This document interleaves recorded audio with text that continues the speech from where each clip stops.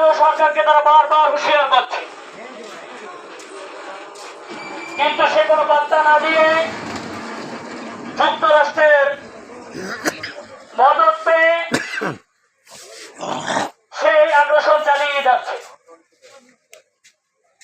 আপনারা জানেন বাংলাদেশ সবসময় ফিলিস্তিনদের পক্ষে ছিল, তৌহিদি জনতা এখনো পক্ষে আছে।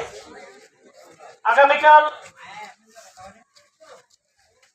মার্চ ফর গাজা কর্মসূচি দিয়েছে পুরো বাংলাদেশ ব্যাপী। অরণ্য আলেমে ওলামায়ে কেরাম সহ খেলোয়াড় অভিনেত্রী যে জায়গা থেকে আছে, রাজনীতি সমস্ত অঙ্গনের নেতৃবৃন্দ কালকে যোগ দিবেন। আমরা যারা পারি ঢাকা সেই কর্মসূচিতে অংশগ্রহণ করার চেষ্টা করব। এ পর্যায়ে আমরা আনন্দের দিক নির্দেশনা শুনে তারপর আমরা বিক্ষোভ কর্মসূচিতে যাব। এ পর্যায়ে আমাদের সামনে কথা রাখছেন লেবুতলা মসজিদের সম্মানিত খতিব হাফেজ মাওলানা কাউসার সাহেব। হাফেজ মাওলানা কাউসার সাহেব।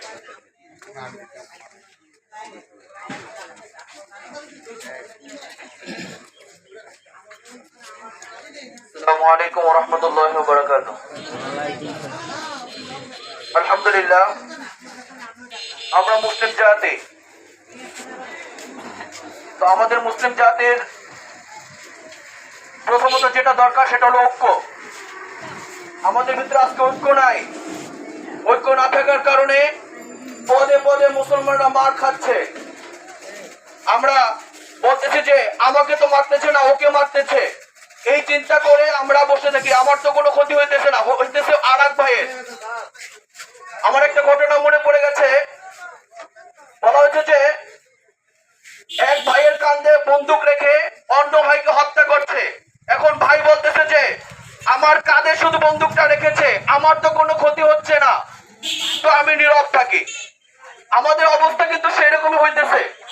আজকে আমার ঘাড়ে আমার কাঁধে বন্দুক রেখে আমার ভাইকে মারতেছে, হত্যা করতেছে, নির্মম স্টিম রোলার চালাইতেছে হত্যার। অথচ আমি বলতেছি যে আমার কোনো ক্ষতি হচ্ছে না, অতএব আমি চুপ থাকি, নীরব আসছি। তো এইভাবে যদি আমরা নীরবই থেকে থাকি তাহলে দেখা যাবে ওই গুল্লি এক সময় আমার কাঁধে নয়, আমার পিঠে অথবা আমার বুকের উপরে আসবে এবং আমাকেও নিঃশেষ করে দেবে। এই জন্য তাদেরকে আগেই দমিয়ে দেওয়ার জন্য আমাদেরকে সকলকে ঐক্যবদ্ধ হতে হবে। আমরা সকল মুসলমান যদি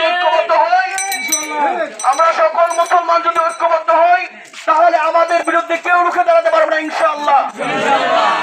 এই জন্য আমি সকলকে উদাত্ত আহ্বান জানাবো, আজকে আমরা যেভাবে ঐক্যবদ্ধ হয়ে ফিলিস্তিনের পাশে দাঁড়িয়েছি, ঠিক এভাবে যখনই মুসলমানদের উপরে কোনো নিপীড়ন আসবে, মুসলমানদের উপরে কোনো অত্যাচার আসবে, আমরা সব সময় আমরা সেই মুসলমানদের পাশে দাঁড়িয়ে তাদের সাপোর্ট করবো ইনশাআল্লাহ।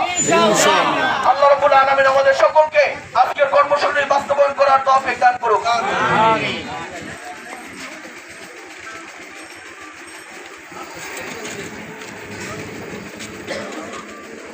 সম্মানিত তৌহিদি জনতা, এ পর্যায়ে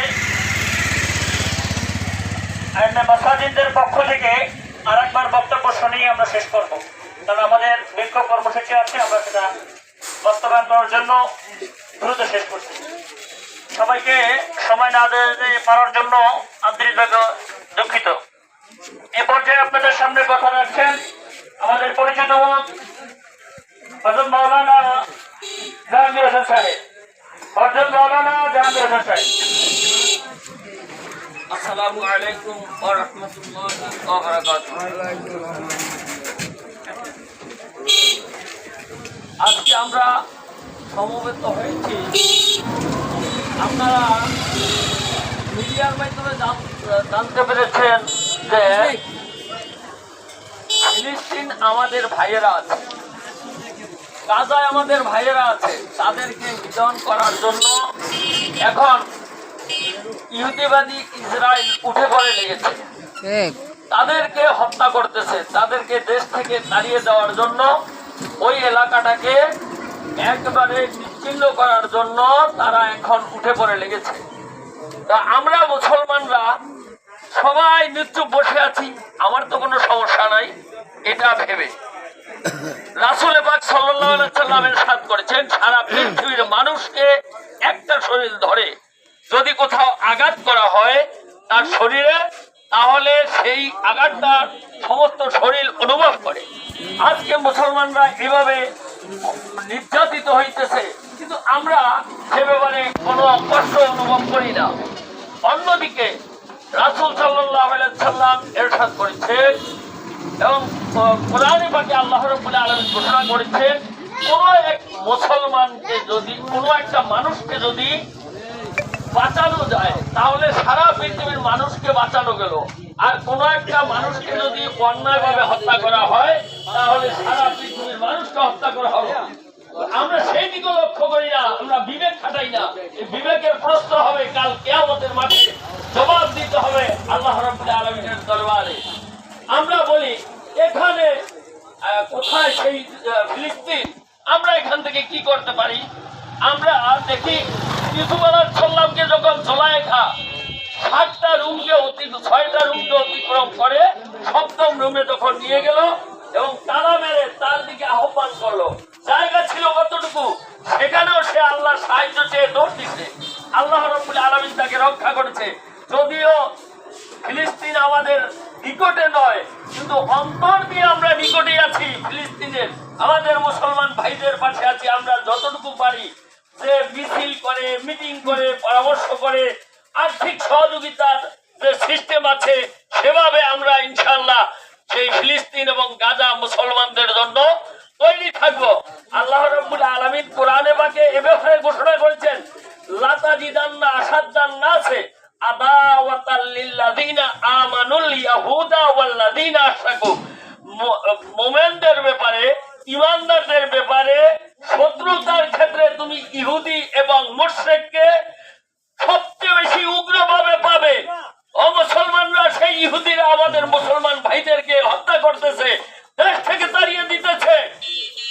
আমরা সেটার প্রতিবাদ করব ইনশাআল্লাহ। আমরা সকল রাজি আছি, সবাই রাজি আছি, সবাই রাজি। এখন এই মিছিল হবে, আমরা সকলে যাব, আমরা যে জানান দেব যে আমরা ওই ইহুদিবাদী ইসরায়েলের বিরুদ্ধে এই বাংলাদেশে সোচ্চার আছি। আমরা আরো দেখি বিশ্ববিদ্যালয়ের শিক্ষকরা পর্যন্ত নেমে গেছে, তারা যুদ্ধে যাওয়ার জন্য নাম দিচ্ছে, অথচ আমরা ইমানদার নামাজ রোজা করি, কিন্তু আমরা সেই দিকে পা বাড়াচ্ছি না। আল্লাহর কাছে জবাব দিতে হবে এই মুসলমানদের। আমরা আশা করি সকলে ইনশাআল্লাহ যাব এবং সর্বাত্মক সহযোগিতা করার চেষ্টা করব। ওয়া তাওফিক ইল্লা বিল্লাহ। আসসালামু আলাইকুম ওয়া রাহমাতুল্লাহি ওয়া বারাকাতুহু। ধন্যবাদ।